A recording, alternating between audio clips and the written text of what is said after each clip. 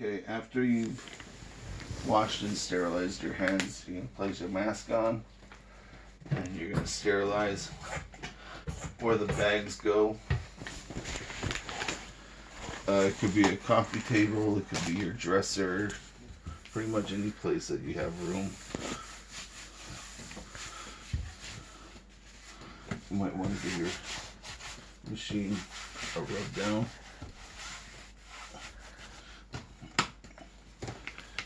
I'll turn on the machine.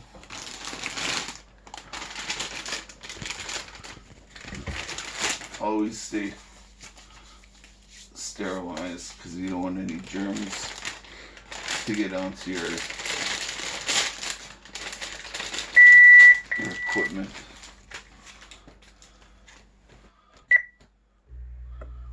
Here it says install the lines. We install the lines. While installing them, we close all these clamps because it's going to run a test to see if this cassette is viable to work with. Is it ever not? Sometimes you'll get a warning, it'll tell you. It's kind of rare though. I think it's only happened to me twice.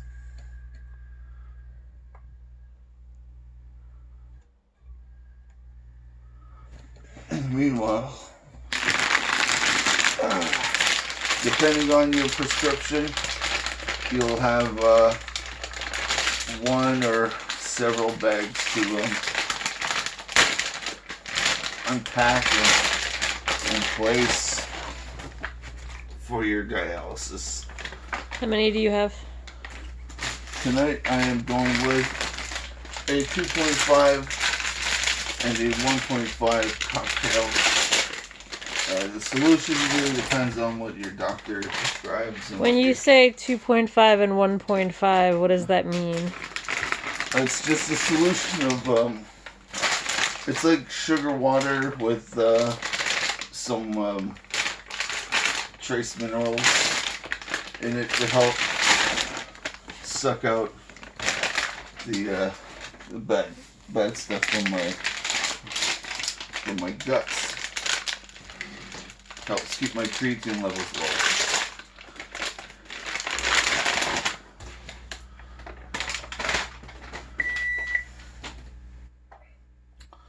low. Okay, now it's time to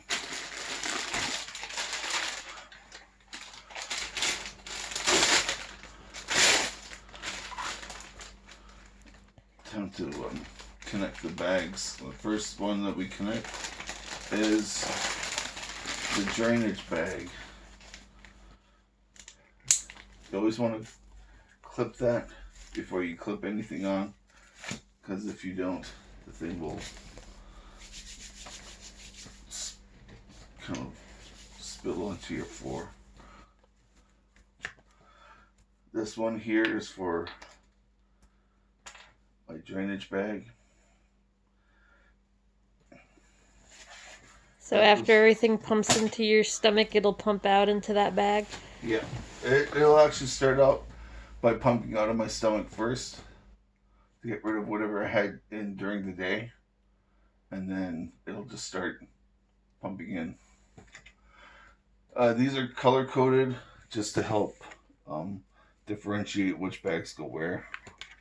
This red is for hot, as in heating plate, which what this machine is basically a heating plate with a pump.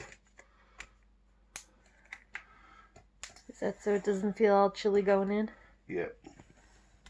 Not that it would change anything, it's more comfortable when the solution's warm.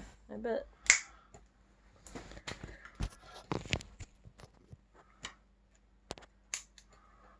Yeah, inside these bags there's like a safety mechanism so it doesn't spill out everywhere. It's like a little plastic bar that you gotta break. And you do this every single day, right? Every day.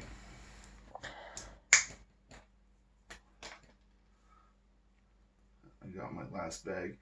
This last bag will be my final injection in the morning. And that stays in you all day? Pretty much all day. And before I start, before I finish this whole thing and press go, I gotta open this clamp to let the fluid that's because they're clearing the lines now. They're making sure there's no air bubbles stuck in here for when I finally hook up. Air bubbles are horrible. If you get an air bubble in your peritoneum, you'll end up with like a severe shoulder and back pain. Did that ever happen to you? It's happened once. I don't recommend it. And yeah, well, now it's just a waiting game. We'll wait for about 5-10 minutes. Okay. How long it takes. We'll come back. The machine beeped. Now what?